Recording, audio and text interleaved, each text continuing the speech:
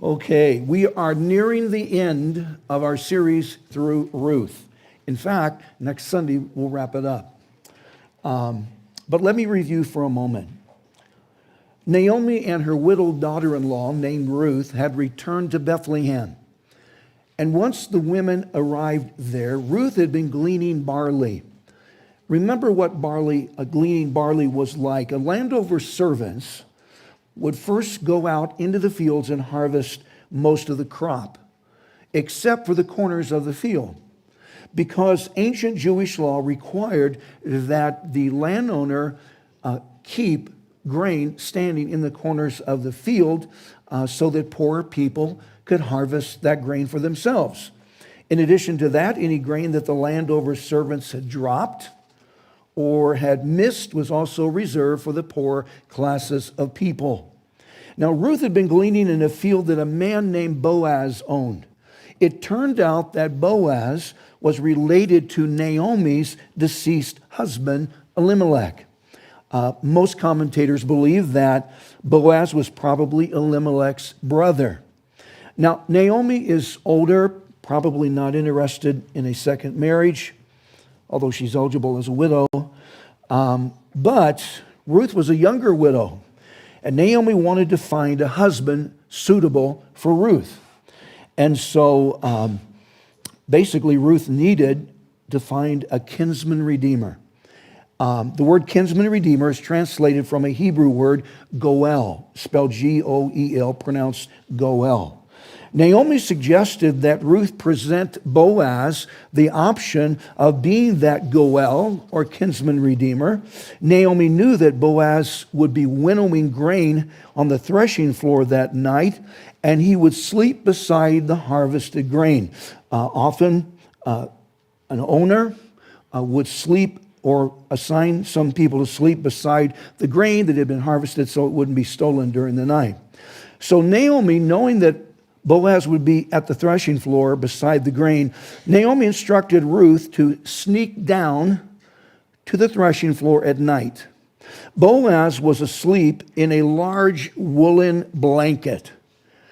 So Ruth, per Naomi's instructions, was supposed to take the bottom part of the blanket and lift it up off his feet.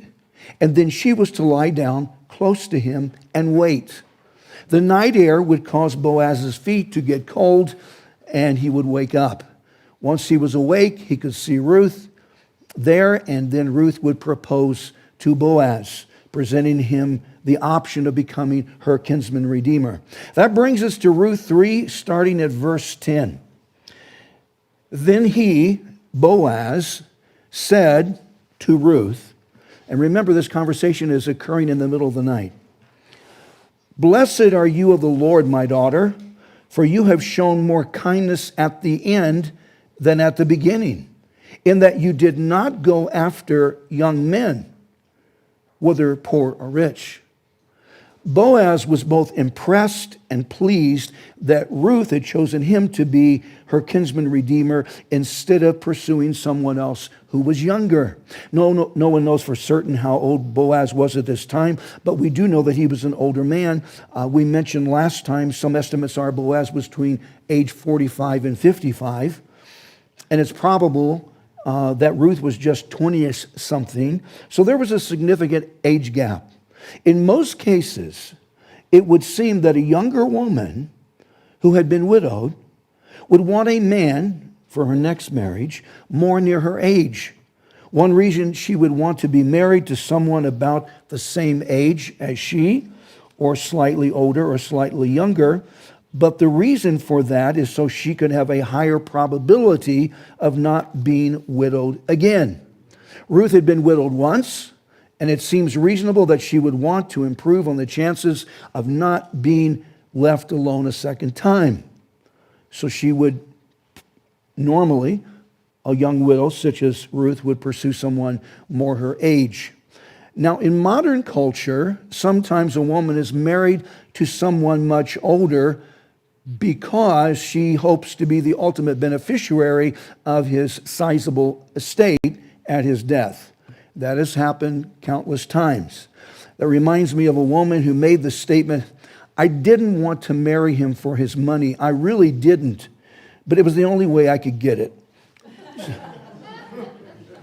Ruth had a much purer motive than marrying Boaz for his riches. That is not part of the plan. Verse 11, Boaz said to Ruth, "And now, my daughter, do not fear. I will do for you all that you request." He is verbally agreeing to become her kinsman redeemer. Now, please notice, for all the people of my town, the town would be Bethlehem, all the people of my town know that you are a virtuous woman. Boaz agreed to be Ruth's Goel. And one reason he did was she had already earned a reputation in Bethlehem of being a virtuous woman. Question, what does that mean? She was a virtuous woman. In the Hebrew language, the word that is translated as virtuous has different meanings. For instance, virtuous can mean strength, valiant, often it means pure, or it can even mean riches. But in this verse, it would seem that virtuous can also mean determined. Determined. One of the Hebrew dictionaries I consulted said that this is a word of force. And determination is a forceful word. Ruth was said to be virtuous, and in addition to some of the other meanings of that word we just mentioned, it meant she had a righteous sense of strong determination. There have been in the past, and still are even now, some extraordinary determined women, most of whom we have never heard about. In the biblical record, one of the earliest and most virtuous and determined women was Jochebed. Question, someone tell me, who was Jochebed? Moses' mother. Who said that? Moses' mother? You're correct. You go to the front of the class. Okay, that's great. Very good. I should give you something for that after the service. Okay. Yes. Jochebed was the mother to Moses. Hopi and I just watched an incredible theatrical performance from the Sight and Sounds Theaters in Branson, Missouri. If you've never been to Branson, I should add that Branson is a miniature Nashville. Branson has more than 37 musical theaters and more than 100 shows. It's a phenomenal place, but the traffic is insane. That particular production we watched was all about Moses. And it was an amazing production. How do you do any theater? How do you recreate the parting of the Red Sea? It was amazing how they did that. So now Hopi wants to go to Branson to see a performance at the Sight and Sounds Theater, of course. And I said, sure, we can do that after I retire. Oh, I wasn't planning to retire. I'm sorry, forgive me. What we are about to describe was a part of that Branson production we watched. Jochebed was a resident in ancient Egypt, where she and other Hebrews had served as slaves for 4 centuries. Pharaoh was an insecure man. He was afraid that the Hebrew children would overprocreate and overpopulate until there were enough of them to start a serious insurrection against the Egyptians. So Pharaoh, and this is so evil, Pharaoh decreed that all male human babies were to be taken from their mothers and then drowned in the Nile River. Jochebed was aware of that threat. She hid Moses for 3 months until she couldn't continue to hide him. But she was determined that Moses would escape Pharaoh's decree. So she waterproofed a basket and then put Moses in it. Remember, he's just an infant. And then she hid both the basket and child in the Nile River. Until one afternoon, Pharaoh's daughter came to the river to bathe, and she found the basket. She investigated the basket's contents and found the infant Moses. She was so moved with compassion for the child, she wanted to adopt him. Moses' sister was there, hiding and watching over the basket. to make sure no one confiscated it.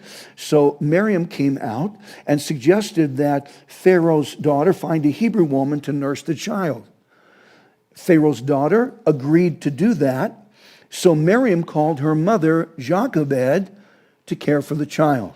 So Jochebed, Moses' biological mother, Jochebed nursed Moses until he was older and then brought him to Pharaoh's daughter, who adopted him as her own son.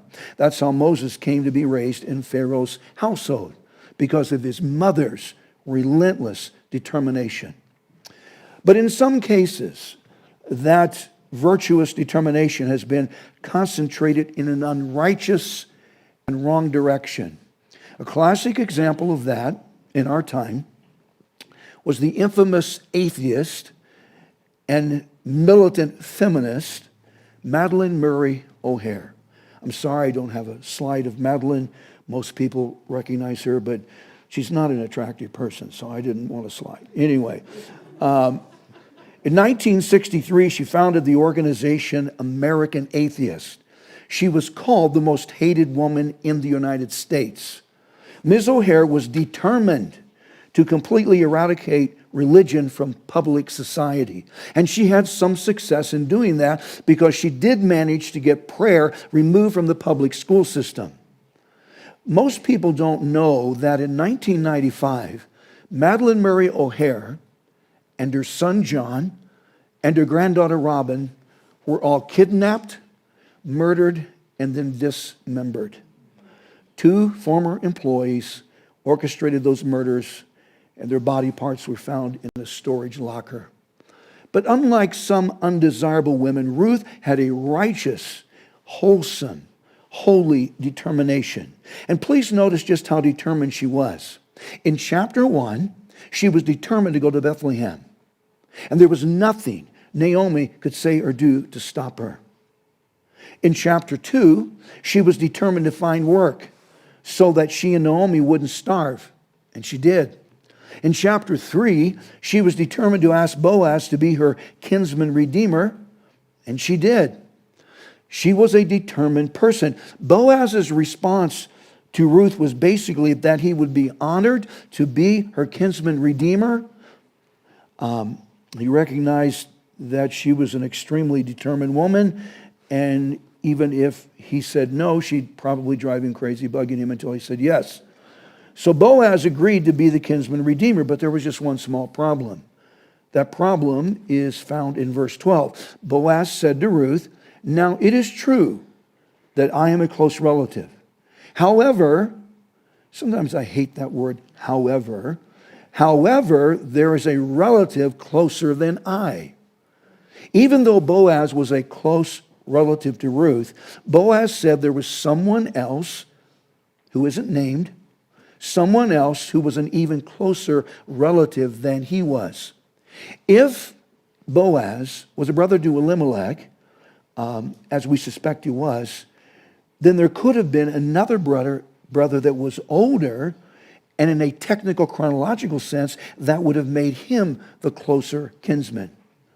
But other people contend that Boaz was Elimelech's nephew, not Elimelech's brother, but his nephew, and this close, unnamed, anonymous relative was Elimelech's brother. Now, no one knows, but we do know that someone else was closer in relation to Elimelech than was Boaz. And that's an important point, because according to the Mosaic law, that closer related person was supposed to have the first right of refusal at being the kinsman redeemer. So even though Boaz wanted to be Ruth's Goel, he wouldn't have that opportunity if that other closer relative decided he wanted to do that. And that question is going to make the 4th chapter extremely interesting. Notice verse 13. Boaz said to Ruth, "Stay this night." Now remember, Ruth and Boaz are on the threshing floor in the middle of the night having this conversation. And now Boaz said, "Stay. Don't go home. Stay the night. And in the morning, it shall be that if he will perform the duty of a close relative for you, good, let him do it. But if he does not want to perform the duty for you, then I will perform the duty for you as the Lord lives. Lie down until morning.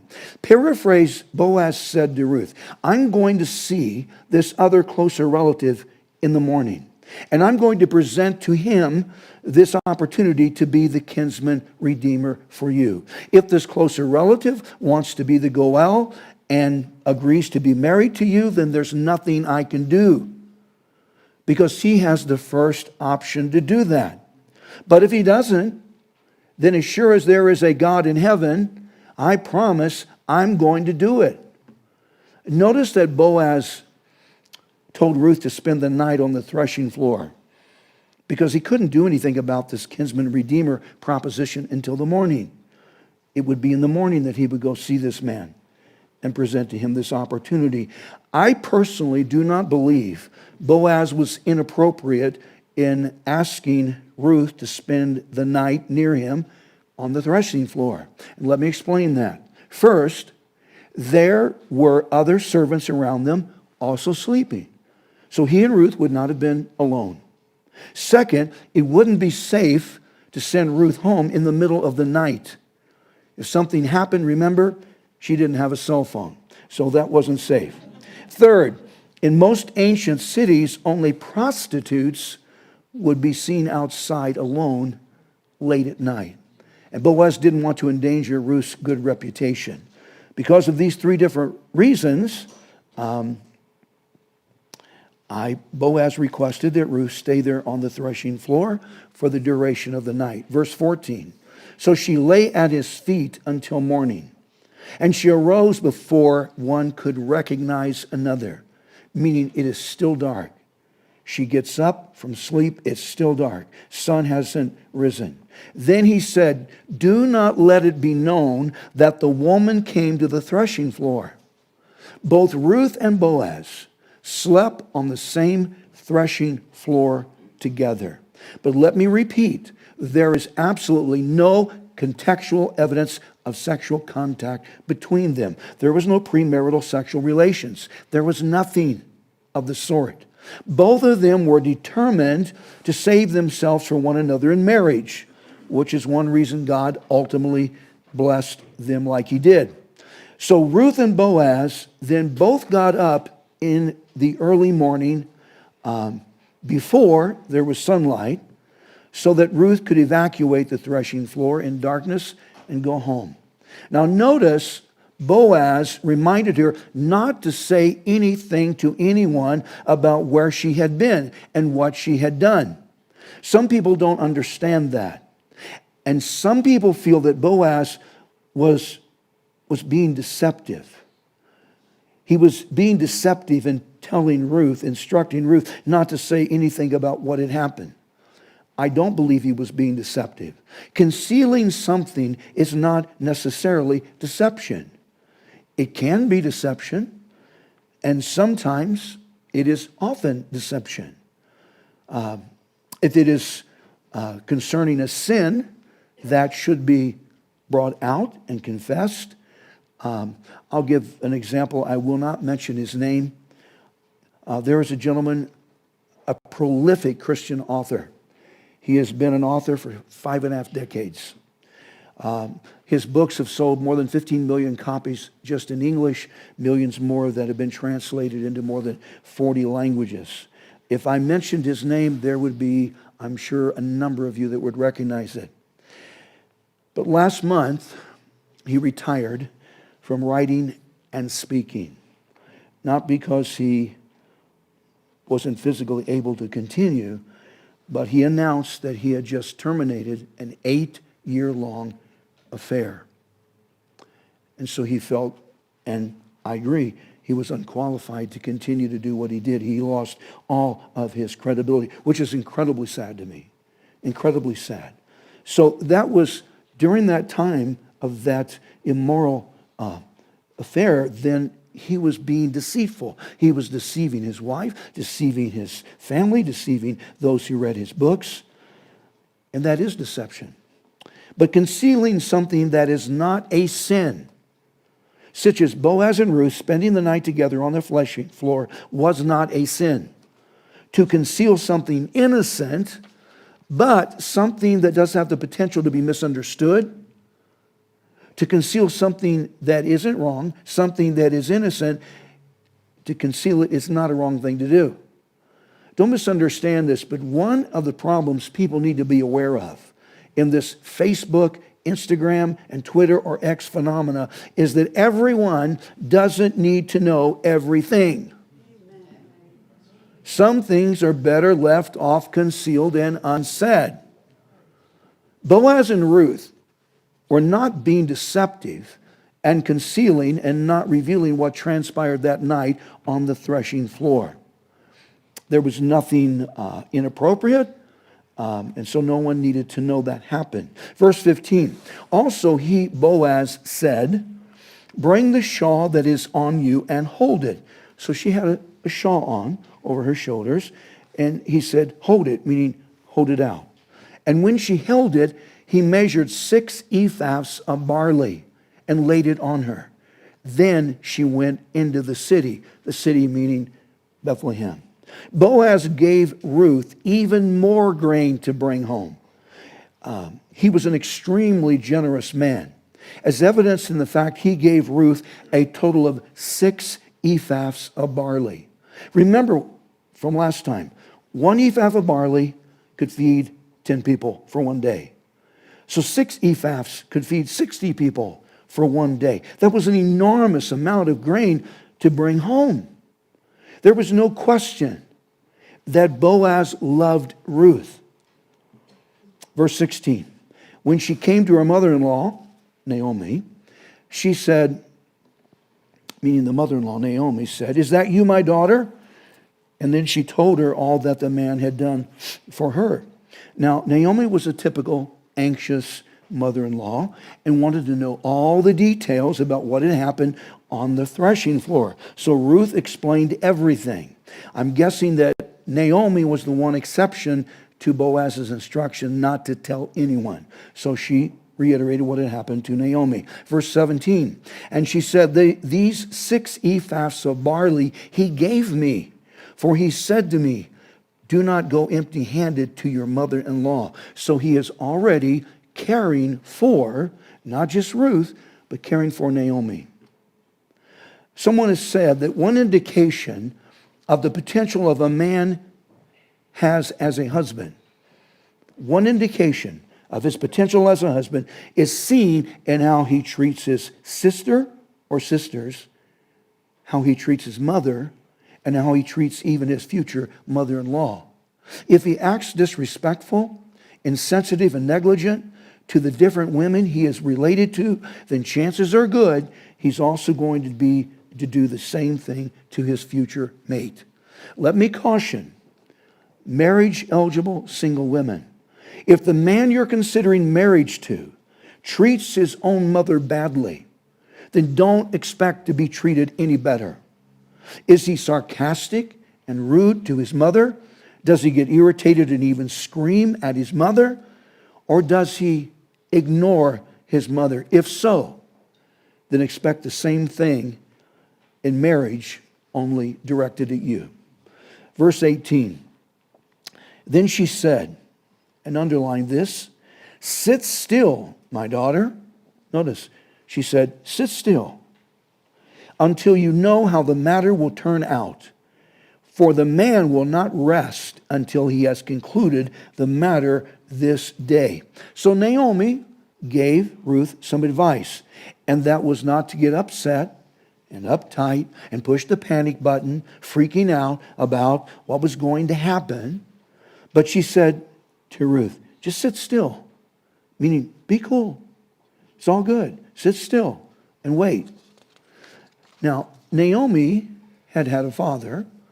She had been married to a husband, and she had 2 sons. So she understood men enough to know that Boaz was as interested in Ruth as Ruth was interested in Boaz. Naomi understood that Boaz would go to extraordinary lengths if needed to get the chance at marriage to Ruth. So he wasn't going to procrastinate on this thing. Naomi told Ruth to sit still. Just sit still and wait on God to enable Boaz to put this all together. Boaz was going to see this other kinsman at the earliest possible time in the morning, and then Naomi and Ruth would know something soon after that. So Ruth was instructed to just be patient and wait, and people, that's still excellent advice. My greatest failures as a pastor, my greatest failure is that I often didn't wait. And should have, but I didn't. Most people don't appreciate waiting. The humorist Will Rogers said, the only person that appreciates waiting is a baby with a wet diaper. That babies, they want it now. Change my diaper. Waiting in check lines at the store. Waiting at traffic lights, which I do a lot of. Waiting at the doctor's office. Waiting at the DMV. Although I have to mention the DMV is not anything compared to the DMV in California. You can be there for hours. On a diet, waiting to lose some weight. Being single and waiting to find a mate. Waiting to hear the results of some tests the doctor ordered. Waiting to get pregnant. Then being pregnant, waiting to give birth. Waiting for a soldier to come home. Waiting on a job promotion. Waiting on a plane.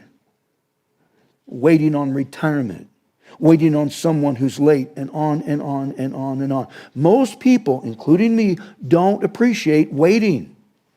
In a congregational sense, this construction project we have taken on includes some serious waiting.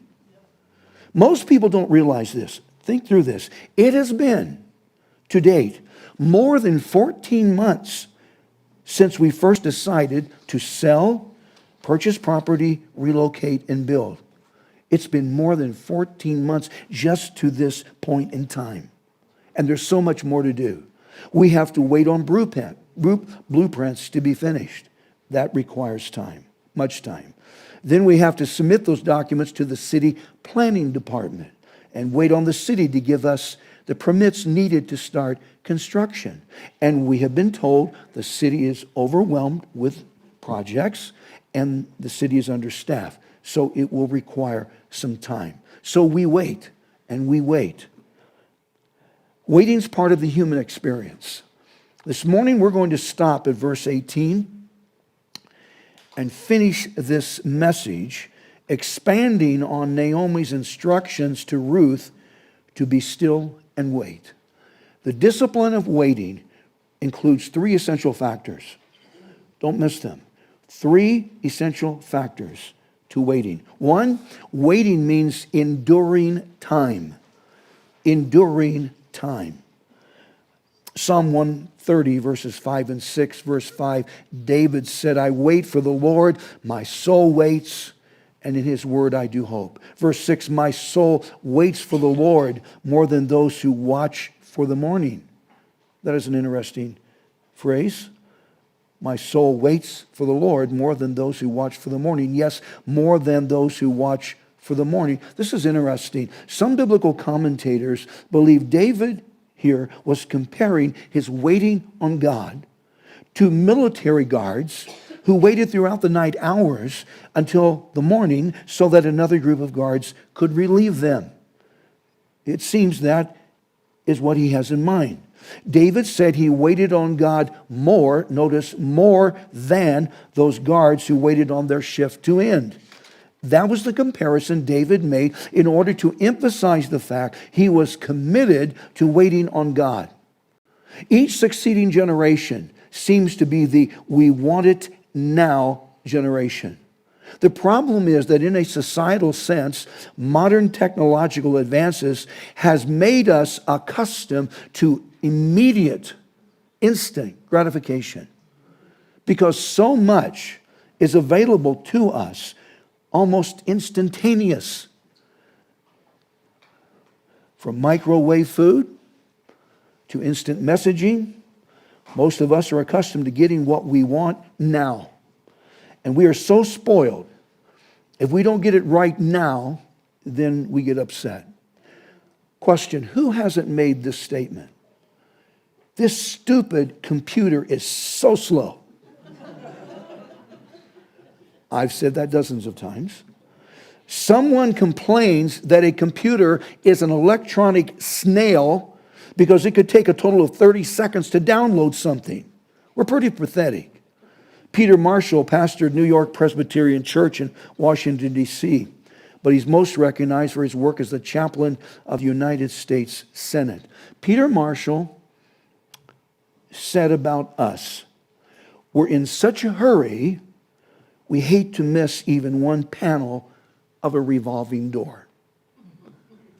Maybe you've never seen a continuous moving revolving door. Vegas has a bunch of them. It requires a certain degree of coordination and timing to go through there. But Peter Marshall said, we're in such a hurry, we don't want to miss even one panel of a revolving door. It is important to understand waiting means enduring the passage of time. Now, we had a recent presidential candidate who spoke often about the significance of the passage of time. You can go to YouTube and hear that. It's funny. Someone in prison is said to be doing time, and an inmate in prison waiting to be released means he's enduring time. Notice the definition. Waiting means to remain stationary or to be inactive, to pause. Remain stationary or to be inactive, to pause. And that is what Naomi instructed Ruth to do, and she did. But that definition can be inadequate because waiting is not just something passive, doing nothing. Waiting is both passive and active. It consists of some things we shouldn't do and some things we should do. Some people use waiting as an excuse not to face the reality or urgency of a situation, or to not be responsible for themselves. As an example, some people have undisciplined, unmanaged, and impulsive spending habits. Some people just can't hold on to a dollar. And some people have gotten themselves into serious financial trouble. But instead of creating a plan to eliminate debt, and then working that plan to get out of that financial mess, some of these people use the excuse that we're just waiting on God. Translated as, we're hoping Grandpa dies soon so we can get our hands on that inheritance. That's what is being said. Psalm 37 verse 9, for evildoers shall be cut off, but those who wait on the Lord, they shall inherit the earth. These are just random verses we're reading from Psalms, because 43 times in the Old Testament alone, we are commanded to wait. Sit still and wait. But the question is, why would God make someone wait? If God loves us, then why doesn't God bring us what we need at the time we think we need it? Because God knows better than we do what we need and when we need it. Author Ben Patterson said this. This is a thought-provoking statement. What we become as we wait is just as important as what we're waiting for. What we become as we wait is just as important as what we're waiting for. That means, in a biblical sense, waiting is not just something we have to do until we get what we want. But waiting is a part of the process of becoming what God wants us to be. That means what's going on inside us is more important than what's going on outside us as we wait. Second, waiting means a patient trusting. A patient trusting. Psalm 37 verse 7, David said, rest in the Lord, wait patiently for him. To wait on God is a disciplined, consistent, and persistent clinging to God. It is the decision to tell God that we are trusting him even though things aren't turning out how we wanted them to. We are going to trust God even if things never go as we planned. Psalm 62 verses 5 through 8. My soul waits silently for God alone. Verse 6, he, God, only is my rock and my salvation. He is my defense. I shall not be moved. Verse 7, in God is my salvation and my glory, the rock of my strength, and my refuge is in God. Verse 8, trust in him at all times. One more time. Trust in God at all times. You people, pour out your heart before him. God is a refuge for us. I read about a great example of waiting that stresses the necessity of actively trusting during waiting. This is a phenomenal illustration that I believe helps us better understand how we are to even wait, but we are to actively trust during the waiting. Not long before his death in 1996, Henry Nouwen authored a book called Sabbatical Journeys. In that volume, he mentioned some friends of his who were trapeze artists. His friends were called the Flying Rudellas and performed in the German circus. Hopi and I have seen trapeze artists multiple times. We at a circus or at Cirque du Soleil in Vegas, Mystere, it's an incredible thing. So we've seen it. It's a unique aerobatic performance, and I'm grateful that they have a net underneath because I've seen people fall. One of the Rodellas told Nouwen that there is a special relationship on the trapeze between the flyer and the catcher. The flyer and the catcher. The flyer is the trapeze artist who lets go and flies through the air, and the catcher is the one that catches him. The flyer in this picture is the one trapeze artist on the left, and the catcher is the trapeze artist on the right. The routine requires the flyer to swing on the trapeze bar higher and higher and higher and higher above the crowd. And then the moment comes that he must let go. So he releases his grip on the trapeze bar and arcs his body out into the air, as we see here.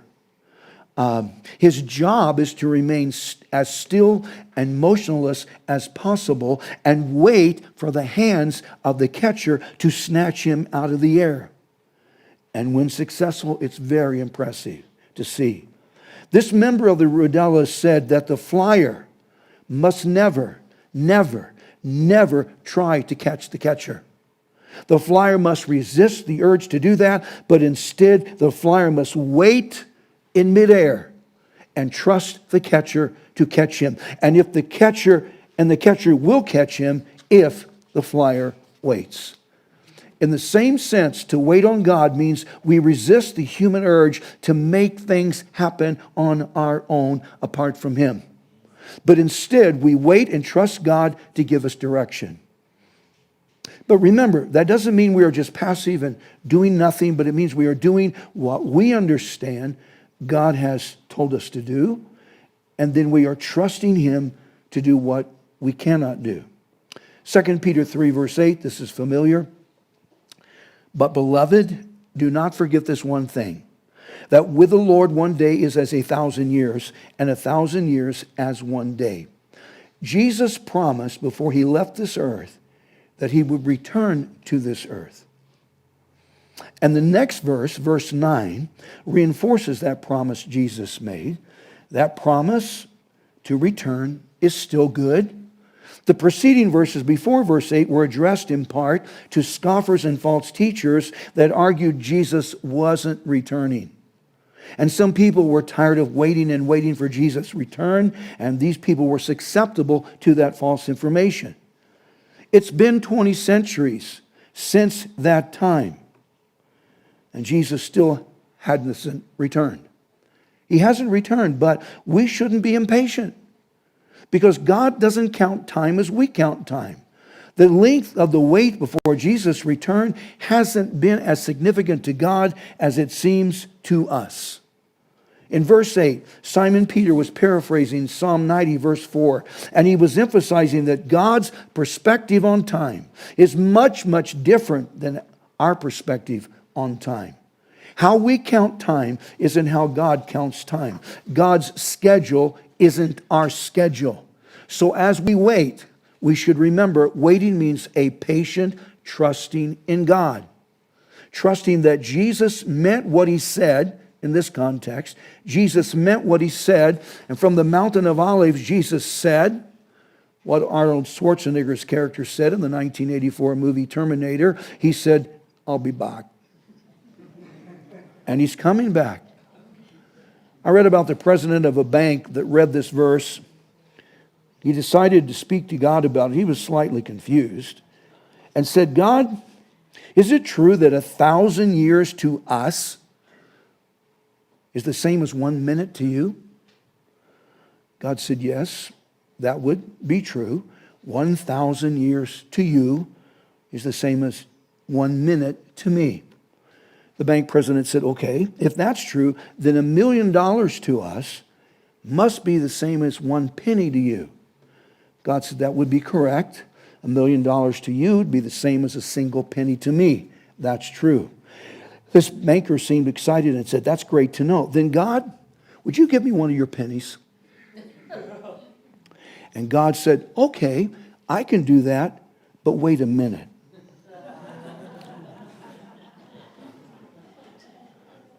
Some of you will get that about 3 this afternoon.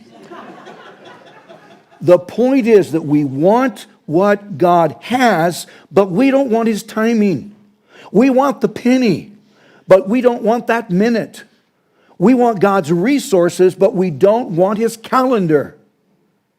The problem is we're forgetting that God is working in us as we are waiting if we let him.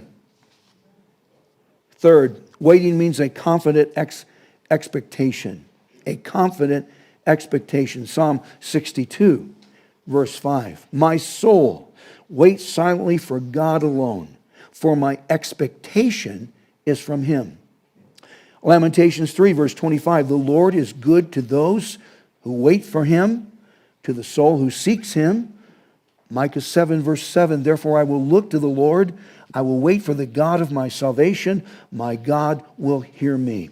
The Hebrew word from the Old Testament that is most often translated into our language as the word wait can mean to hope and to expect something. The Greek word from the New Testament that is most often translated into our language as the word wait can also mean to look for, to expect something, and to hope. It is said that waiting, true waiting, includes an expectation of something special. It means anticipation, expectation, and a confidence that something is going to happen. So the concepts of wait and hope are interrelated, but waiting is the hardest part of hope. This is the problem. We understand, we are forced to admit that sometimes we are required to wait. We understand that. We get that. So here's what we do. We end up pretending to wait.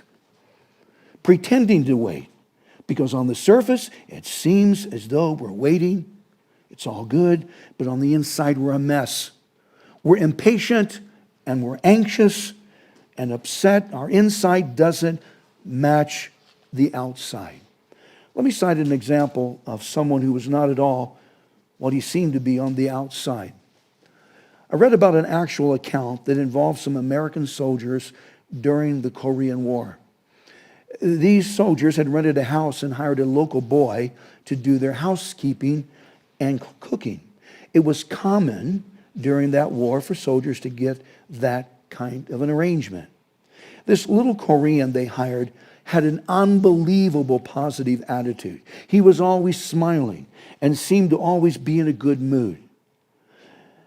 So the soldiers took advantage of his positive demeanor and played one prank on him after another. They nailed his shoes to the floor. He'd get up in the morning, pull the nails out with pliers, slip on the shoes, and just continue to maintain an excellent attitude. The soldiers put grease on the stove handles, and he would just wipe each one off, smiling and singing his way the whole time. They'd balance buckets of water over the door and he'd get drenched. But he would dry off and never fuss, never complain, never protest, time after time after time.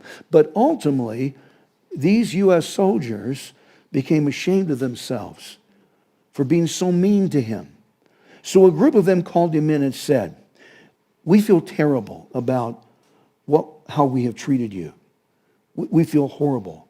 We want you to know we're never going to pull another prank on you. Never, ever. Because in spite of all that we have put you through, your attitude has been so outstanding." This Korean said, "No more nail shoes to floor? No more. No more sticky on stove knobs? No more. No more buckets of water on head? No more." He smiled and said, "Okay then, no more spit in soup."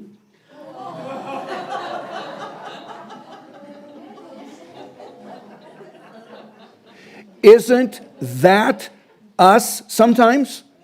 Our faces are communicating that we're cool. We're cool. We're hanging in there. We're patient. We're waiting on God. But the problem is, people, it's all a facade. Because we aren't waiting. We're worried. We're sweating big time on the inside. Naomi said to Ruth, "Just sit still and wait." And God's counsel to us is sometimes the same. Just sit still and wait on him. And then as we wait and wait and wait, if we start feeling nervous and impatient, remember this. God might seem slow, and sometimes according to us, he is slow. God might seem slow, but he's never late. Let's bow our heads. Father, thank you for this book. I thank you for your word. I have no idea what we would be like if you hadn't have inspired 40 different authors over 16 centuries on 3 different continents to put together this collection of your word. And we're very grateful for that. And I hope we have represented it well and have not misused it or misinterpreted it at all. I hope and pray that's the case. We've enjoyed Ruth, and we have one more Sunday, and I'm looking forward to the end of that. It's a great ending. It has an impact, a direct impact on all of us in this room, and we'll learn about that next time. But thank you for your word. Thank you for what you're doing for us and what you have done and will do. We're trusting you. We want you to know we are trusting you for everything. And I thank you in the name of Jesus. Amen.